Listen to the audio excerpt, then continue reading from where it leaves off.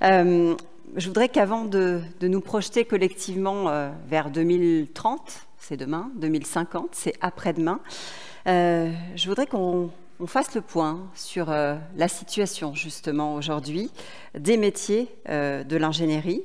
Et pour ce faire, je vais demander à Pascal Gustin de bien vouloir nous rejoindre, président de la Fédération Syntec Auvergne-Rhône-Alpes et président d'Algoé. Votre fédération, je le rappelle, regroupe notamment les métiers de l'ingénierie. Quelle est la tendance? Comment se porte le secteur? Quel poids a-t-il aujourd'hui dans la région? Vous allez tout nous dire.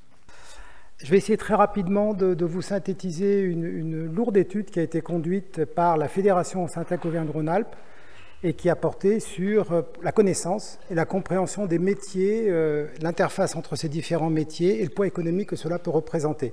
Et c'est vrai que cette étude a été un peu un choc pour la profession et puis pour l'ensemble de nos partenaires qui ne sont pas aperçus forcément de ce que ça avait pu représenter. Je vous rappelle rapidement ce qu'est la Fédération Syntec. La Fédération Syntec, c'est une fédération qui est récente au niveau professionnel, c'est-à-dire qu'elle a une quarantaine d'années. Elle regroupe 5 syndicats membres, Numéum, qui est le numérique, qui est le nouveau nom du numérique, avant ça s'appelait Syntec Numérique, Syntec Ingénierie, Syntec Conseil, une petite structure qui s'appelle Unimev, qui est fortement représentée en région par JL Event, et puis les acteurs de la compétence, qui sont le nouveau nom de la formation professionnelle. Tous les acteurs de la formation professionnelle. Au niveau national, ça représente plus de 100 000 entreprises, plus d'1,3 million de salariés, plus de 50 000 emplois créés par an, tous les ans. C'est le secteur qui crée le plus grand nombre d'emplois, qui sont des emplois en général de cadres, puisque ce sont ceux qui accèdent à ces métiers, ont des niveaux de formation qui sont en général au-delà de Bac+3, Bac+4, et qui détient un énorme nombre de mandats dans toutes les organisations professionnelles. Vous en avez un grand nombre, et ça, c'est la réalité aussi au niveau, bien évidemment, du territoire. Cette étude exhaustive est la première du genre. On l'a faite sur Auvergne-Rhône-Alpes. Ça avait été une initiative régionale parce que nous avions un problème d'être reconnus et d'être identifiés par rapport à l'ensemble des acteurs. Et on a conduit pour cela, on a pris 2 acteurs complémentaires. Ça tombe bien, c'est Lyon-Saint-Étienne, donc la Banque de France au niveau régional et Saint-Étienne School of Economics, pas London School, hein, ça le sera bientôt aussi célèbre. Et le choix d'un périmètre qui était complexe. Que sont derrière ces métiers? Donc le champ géographique, le statut juridique, l'ensemble des codes, la convention collective, la nature des emplois. Et ce travail a été conduit pendant presque 1 an et a donné lieu à une première synthèse qui s'est faite toute récente, en décembre, et qui va donner lieu à une publication un peu plus importante qui ramène, voilà, les principaux chiffres, ils sont là.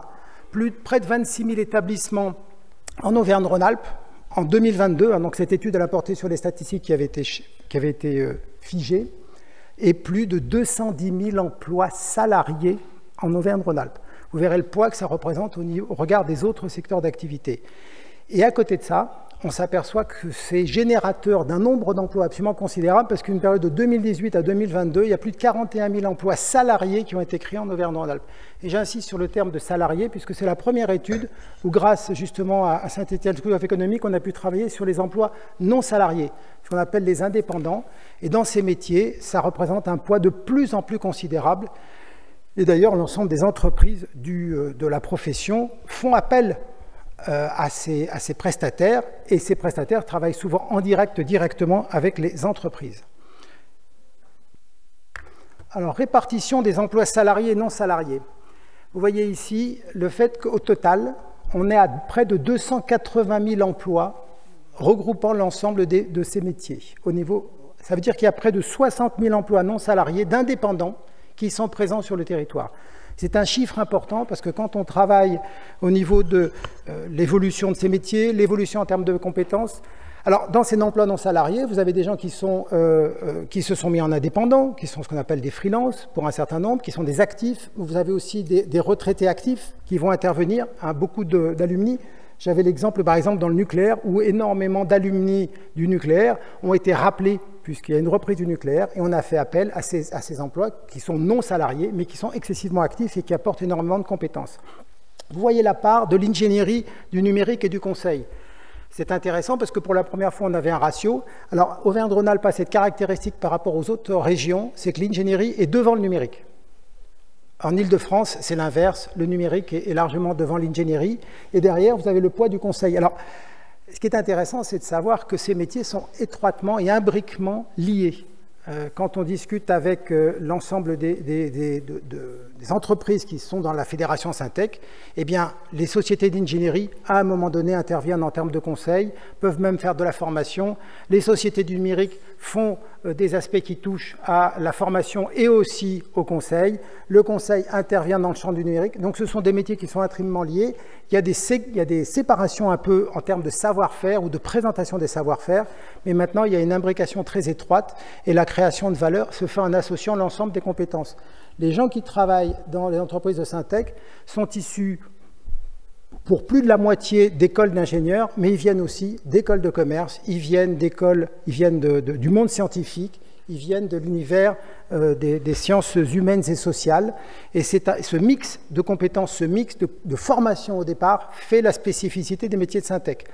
Je rappelle de façon assez forte systématiquement aux écoles d'ingénieurs que près de 60% des étudiants qui sortent des écoles d'ingénieurs, qui sont nommés ingénieurs, vont dans un des métiers de la Fédération Syntec. Et ce sont des métiers qui jouent un rôle excessivement important sur les 4 à 5 premières années de la vie professionnelle, puisque ce sont des années où les gens se professionnalisent et ils rentrent dans une dimension très opérationnelle. Et vous le verrez au niveau des enjeux de notre branche. Alors c'est blanc, est-ce que ça apparaît ?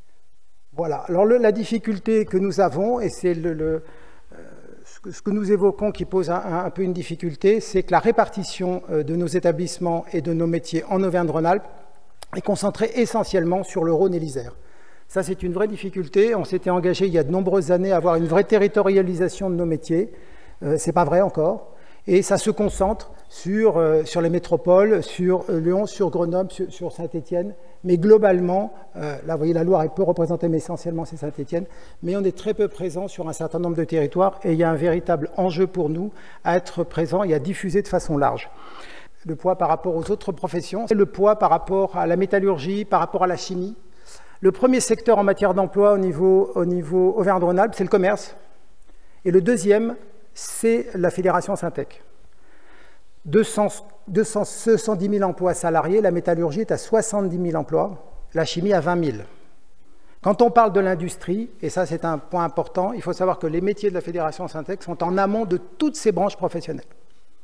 Et que le développement des métiers de la Fédération Syntec est précurseur de ce qui va se passer et apporteur de solutions et apporteur en général d'investissement par rapport aux autres branches professionnelles et toutes les branches que c'est à la plasturgie. Alors la plasturgie est aussi à 20 000, la plasturgie, la chimie, la métallurgie, l'ensemble de ces secteurs.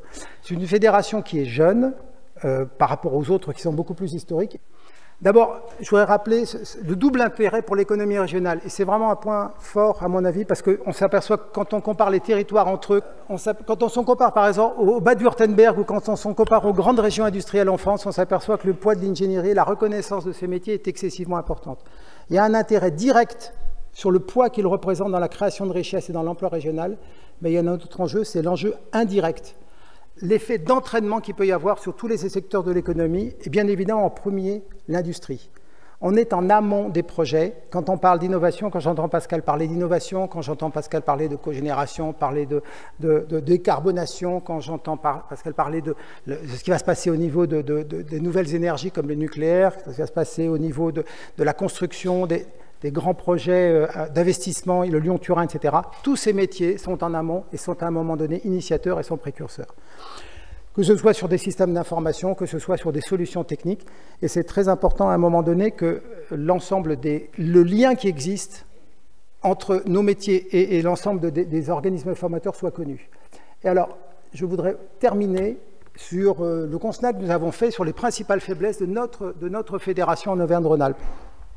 D'abord, c'est l'hyperconcentration, j'en ai parlé, l'hyperconcentration sur 2 départements. Et ça, c'est une faiblesse, il faut qu'on travaille là-dessus pour être plus présent partout, et en particulier pour venir en aide aux PME ou aux ETI territoriales. Il y a énormément d'ETI dans la Drôme qui pourraient vraiment faire appel à nous. Les enjeux d'attractivité de nos professions, et en particulier du numérique pour les jeunes générations. C'est un vrai sujet, nous avons beaucoup de mal à attirer des jeunes femmes. Et il faut savoir que, par exemple, dans le numérique, il y a moins de femmes qu'il y en avait il y a 15 à 20 ans. Donc ce sont des métiers qui, par des effets d'image, sont très peu attractifs, alors que toutes les femmes qui sont présentes dans l'ensemble de nos métiers, numérique, conseil, ingénierie, etc., sont en général de très grands talents et souvent à la pointe. Une connaissance insuffisante par le monde universitaire et de la recherche. Là, il y a des liens qui ne sont pas bons.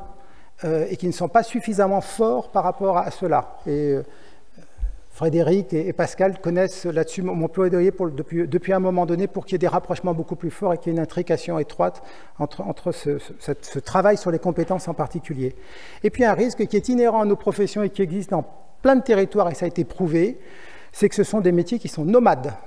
Par essence, ce sont des métiers qui peuvent s'en aller et qui peuvent aller sur des territoires qui sont plus attractifs, que ce soit en termes de salaire, que ce soit en termes de... Alors c'est vrai dans le monde de la recherche, puisqu'on sait qu'un certain nombre de chercheurs partent, mais c'est vrai pour l'ensemble de nos métiers.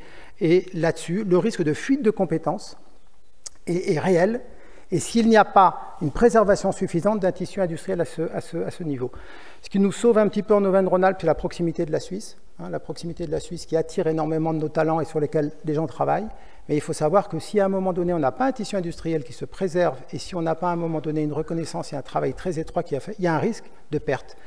Le tissu industriel en Rhône-Alpes est le premier de France et en matière de fédération Syntec, on est le deuxième territoire largement devant tous les autres. Je vous remercie, excusez-moi, j'ai été pas trop long.